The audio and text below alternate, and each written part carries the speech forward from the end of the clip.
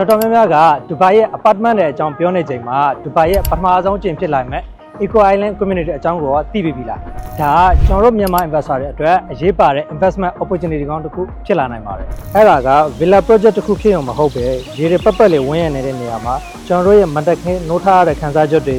ရှောက်လန်းတွေရေတကွန်တွေ botanical garden တွေအပြင် lifestyle amenity ပေါင်း45မျိုးကျော်ပါဝင်တဲ့ master community ကြီးတစ်ခုဖြစ်ပါတယ်Damak Island 2ကိုအဓိက concept 5ခုဖြစ်တဲ့ nature, wellness, adventure, culture, community တို့ပေါ်မှာအခြေခံပြီးတော့ design ဆွဲထားတာဖြစ်ပါတယ်။ဒီ community ထဲမှာ eco park, salt water pool, healing spa, zip line park, AI power co-working space, floating garden တွေအပြင် hidden restaurant တွေပါရှိမှာဖြစ်ပါတယ်။ကျွန်တော်သတိထားလိုက်မိတာတစ်ခုက Damak Island project ကတော်တော်များများလေးကိုဆိုးလောက်ဖြစ်သွားခဲ့တယ်ပေါ့နော်။အခုဒီထက်ပိုကောင်းတဲ့ vision နဲ့ phase 2ကိုစတင်မိတ်ဆက်လိုက်ပါတယ်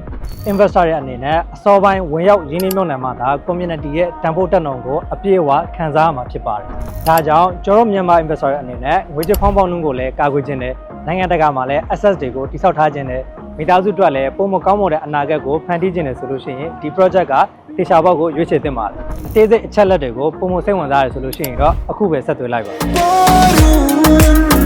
Dormizane namna, potumiza ne